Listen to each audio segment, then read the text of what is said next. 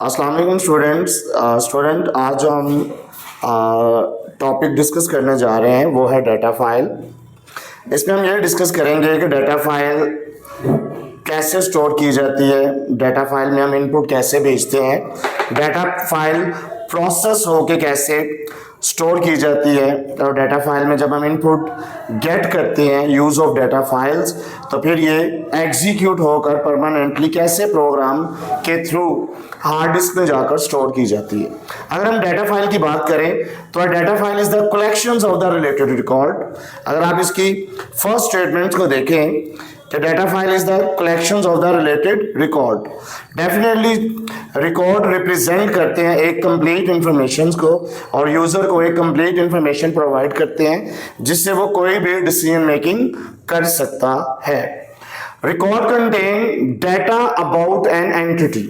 Entity is a person, place, things, object which are exist in real world, that is called entity. Just like student एक entity है, doctor एक entity है, lawyer एक entity है, professor एक entity है, country एक entity है, फिर city, things में कार आ जाएगी। कॉन्सेप्ट्स में अगर लें तो प्रोग्रामिंग, और अगर कॉन्सेप्ट में इवेंट्स के बाद इसके बाद इवेंट है, इवेंट में अगर लें तो purchase and sale is also including in entity.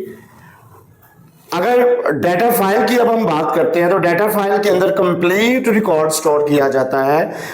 Collections of records होते हैं about a specific object. Object like student है तो एक स्टूडेंट का रिकॉर्ड भी हो सकता है, 1000 स्टूडेंट का रिकॉर्ड भी हम सेव कर सकते हैं for future use for decision making. Second है use of data file. Data file को हम जब यूज करना होता है तो first the user will be input to the program. हम प्रोग्राम को ओपन करते हैं, वो उस प्रोग्राम के अंदर हम अपने इनपुट देते हैं अकॉर्डिंग टू द रिक्वायरमेंट, और वो प्रोसेस होके हमें आउटपुट प्रोवाइड करती है। If the program gets from input from a file it will get same data each item of execution. It means that output will be depend on your input. जिस type का आप data input करेंगे definitely आपकी output भी उसी तरह की execute होकर डिस्प्ले होगी। स्टूडेंट इसी में आपकी फाइल हैंडलिंग में एक टेक्स्ट फाइल भी होती है। अब टेक्स्ट फाइल जब हम देखते हैं तो टेक्स्ट फाइल रीडेबल और प्रिंटेड कैरेक्टर्स के फॉर्म में होती है।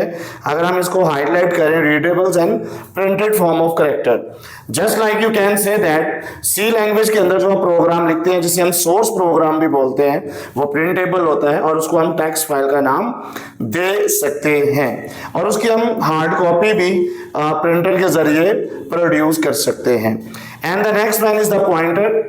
पॉइंटर स्टूडेंट इसमें दो इंपॉर्टेंट बातें हैं, और सबसे इंपॉर्टेंट बात यह है पॉइंटर किसी भी वेरिएबल के एड्रेस को फाइंड करने के लिए यूज किया जाता है।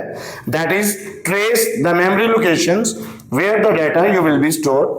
अब पॉइंटर के बारे में एक बात बहुत इंपॉर्टेंट है, जिस वेरिएबल का आपने एड्रेस फाइंड आउट करना है, it means that you can say that in other words pointer और वेरिएबल्स की डाटा टाइप सेम होनी चाहिए।